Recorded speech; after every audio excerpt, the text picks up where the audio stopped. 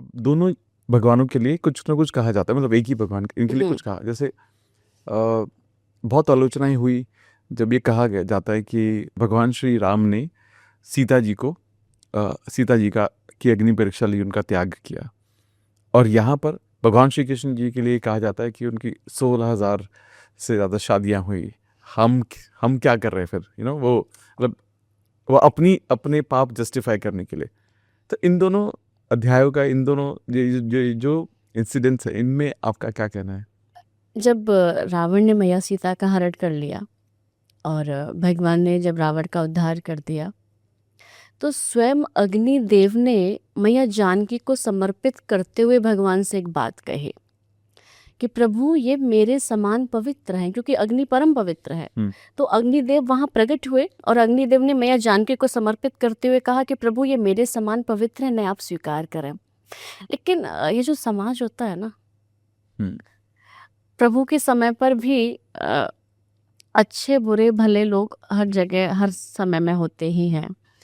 तो उस समय चर्चाएं होने लगी और वाल्मीकि रामायण में भी वर्णन आता है कि प्रभु ने एक धोबी की बात सुनकर, हम्म। एक धोबी ने कुछ कह दिया था और प्रभु राम हमारे बड़े संकोचित थे।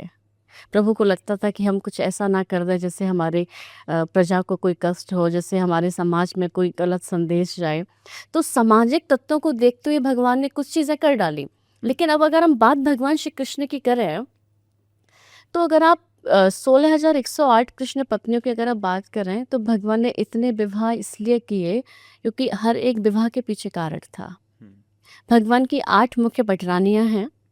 एक भौमासुर नाम का राक्षस हुआ था, जिसके अंदर अथाह बल था। इसने क्या किया कि बहुत बड़े बड़े सुंदर सुंदर राजघरानों में जाता और वहां से सुंदर सुंदर राजकुमारियों का हरण करके ले आता, और इसने 16,100 राजकुमारियों को अपने यहाँ बंदी बना लिया।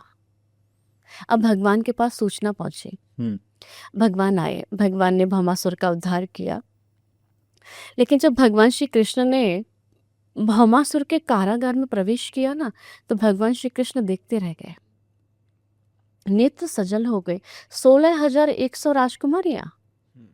भगवान ने मन में विचार किया, अब इन राजकुमारियों को क्या होगा?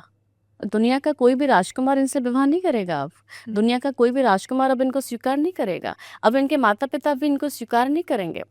अब इन राजकुमारियों के सामने केवल 2 ही मार्ग बचते हैं, या तो ये किसी कुएं में कूदकर आत्महत्या कर लेंगी, या ये फिर किसी गलत रास्ते पर चली जाएंगी। तो भगवान की यहाँ पर करुणा का दर्शन करने को मिलता है कि प्रभु हमारे कितने करुण हैं। भगवान ने कहा, देवियों, अगर आपके मन में कोई अन्यथा विचार ना हो, तो मैं श्री कृष्ण आप सभी को अपनी पत्नी होने का सौभाग्य प्रदान करता हूँ। मैं आप सभी को अपनी पत्नी के रूप में स्वीकार करता हूँ। आप विचार करिए, जिनसे कोई विवाह करने वाला नहीं था, जिनको कोई स्वीकार करने वाला नहीं था, उन राजकुमारियों से भगवान ने विवाह किया। और वर्णन आता है कि अगर उस समय भगवान ऐसा नहीं करते, तो समाज में बहुत बड़ी विकृति पैदा हो जाती। भगवान ने समाज में उस विकृति को पैदा होने से बचाए, इसलिए भगवान ने इतने विवाह किए। और रही बात 16,108 की, अगर मैं बात करूं, तो श्री कृष्ण हम सबके पति हैं। हमारा पति कौन है? श्री कृष्ण ही तो है। इस शरीर का पति कोई भी हो सकता है, देखिए, लेकिन इस आत्मा का सच्चा पति केवल और केवल श्री कृष्ण है। श्री कृष्ण के सिवा इस आत्मा का पति कोई और हो नहीं सकता। एक बार मीराबाई से लोगों ने प्रश्न किया। मीराबाई भगवान श्री कृष्ण को अपना पति कहकर बुलाती थी। मेरो तो गिरधर गोपाल, दूसरो न कोई, जाके सिर मोर मुकुट मेरो पति सोई।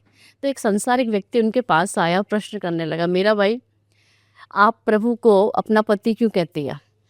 आप श्री कृष्ण को अपना पति कहकर क्यों पुकारते हैं? वो तो परमेश्वर है ना, तो उनको परमेश्वर कहा करो। तो बाईसा ने जो उस समय उत्तर दिया है, वो सुनने लायक है।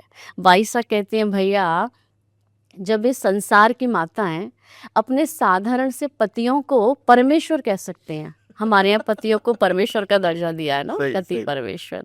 तो बाईसा ने कहा कि जब ये संसार की माताएं अपने साधारण से पति को परमेश्वर कह सकती हैं, तो क्या ये मीराबाई कृष्ण को अपना पति नहीं कह सकती? हाँ, क्यों नहीं कह सकती? और श्री कृष्ण ही तो हमारे असली पति है। तो ये बहुत ही, मुझे लगता है कि ये प्रश्न मेरे सामने अक्सर आता है, और वो लोग इस प्रश्न को अक्सर लेकर आते हैं जो कहते हैं ना कि भगवान ने इतने विवाह किए, हम भी करेंगे। अरे, विवाह तुमसे करेगा कौन इतना? एक विवाह तो मुश्किल से हो रहा है यार, ले दे के कितने बिचौलिए उसमें लगते हैं तब जाकर एक विवाह हो रहा है। 16,108 विवाह तुम भले कर लो, पर तुमसे करेगा कौन? अरे वो श्री कृष्ण है भाई। एक संत ने बहुत सुंदर बात कही भगवान के लिए कि ठाकुर जी शुक्र मनाओ, नंद लला यदि तुम होते लली, लली यानी कि लाली, नंद लला यदि तुम होते लली तो गले कट जाते करोड़न के।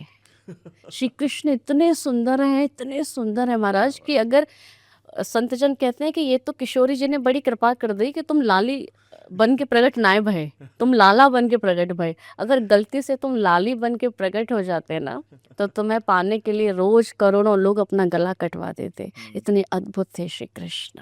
श्री कृष्ण जैसा दूसरा कोई नहीं हुआ। बहुत सुंदर, बहुत ही सुंदर। आपको देख के और मैं वो फील कर पा रहा हूँ जो आप एक्सप्रेस कर रहे हैं। श्री कृष्ण अद्भुत है, मतलब I am getting really goosebumps जब उनके बारे में बात होती है ना। तो उनके जैसा स्वामी, उनके जैसा सखा कोई और हो नहीं सकता। बहुत सुंदर। जब लगता है ना कि दुनिया में अब कोई साथ नहीं खड़ा, सब छोड़ के चले गए, उस समय श्री कृष्ण आपको गोद में उठा के चलते हैं और आपको आभास होता है। श्री कृष्ण अपने भक्तों को किसी भी स्थिति में नहीं छोड़ते, बस सरेंडर चाहिए, शरणागति चाहिए। द्रौपदी के पास प्रभु तब तक नहीं आए थे जब तक मैया द्रौपदी ने पूर्ण समर्पण नहीं किया था।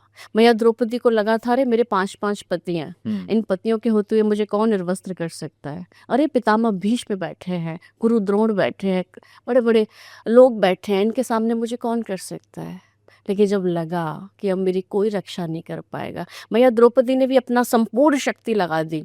लेकिन जब मैया द्रौपदी को लगा कि अब कोई मेरी रक्षा नहीं कर पाएगा, तो जब अधीर होकर भगवान श्री कृष्ण को पुकारा, तो उसी समय भगवान का चीरावतार हो गया, भगवान चीर रूप में प्रकट हो गए।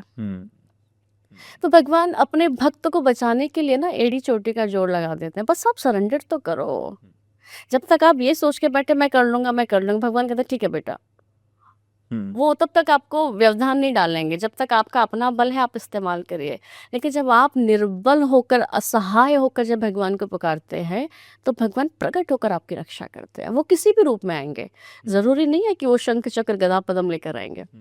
इससे मुझे कहानी याद आ रही है बहुत अच्छी, कि एक व्यक्ति था, वो नदी में जा गिरा और उसने अपने मन में संकल्प लिया कि जब तक मुझे भगवान बचाने नहीं आएंगे, मैं इस नदी से बाहर नहीं निकलूंगा। नदी में अथाह जल था, लोगों ने कहा रे डूब जाएगा, मर जाएगा, आजा भैया।